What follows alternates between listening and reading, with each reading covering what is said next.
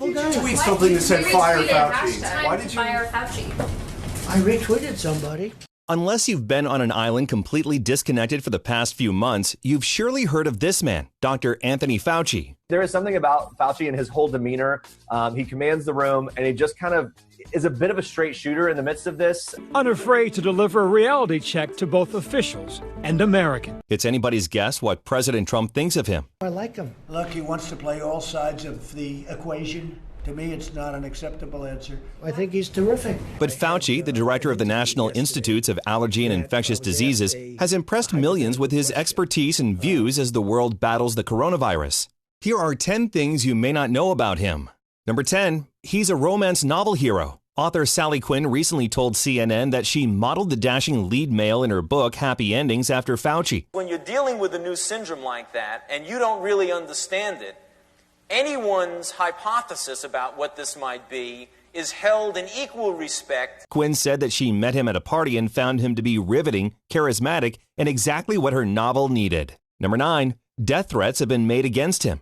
In fact, according to CNN, by early April, he received so many that he had to beef up his security team. While the exact nature of the potential dangers is unclear, the news network notes that Fauci's guidance to Trump for the country to remain as locked down as possible to help control the virus spread has not earned fans among some fervent right-wing voices. A lot of people think he's responsible for shutting down society, which some people think is going to be more detrimental over the long term. Dr. Fauci did not shut down society. Number 8, he's married to a top scientist. Her name is Christine Grady, and she is a senior investigator with the National Institutes of Health Clinical Center. She also serves as the chief of the Department of Bioethics. She truly is my inspiration and my compass. Number 7, he made an instrumental change to HIV/AIDS clinical trials. When you think you've solved the problem and you haven't completely solved it, then it can then wind up getting out of hand. Instead of telling the people most impacted by the virus what was going to happen, he regularly sought input from activists and community leaders. NPR reports that based on those talks, Fauci shifted policy to increase the number of patients who had access to experimental HIV/AIDS treatments and saved countless lives. Having been there from the very beginning, when we had no treatment, and having suffered with my patients, that is something that I aspire to see, ultimately, a world without AIDS. Number 6, studying the humanities made him the doctor he is today. A New Yorker writer who has known Dr. Fauci for some time told NPR, he has said to me that the combination of the humanities and science seemed to push him towards being a certain type of physician. Because physicians are people who interpret science and deliver it to people, but they need to do it in a human way. In addition to the extraordinary love and dignity that my parents provided, is the concept of people caring about and taking care of others. Number 5, before he was a doctor, he was a star basketball player. That was about 60 years ago when Fauci was in high school. Captain of the basketball team.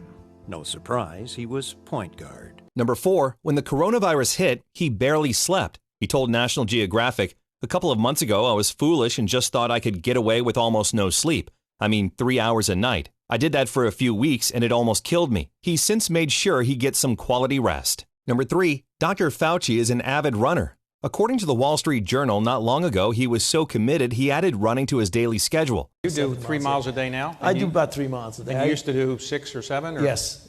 I try to do 3 a year. Right. I'm not there yet. Fauci also reportedly ran no matter what the weather was like. Not even snow and ice could stop him.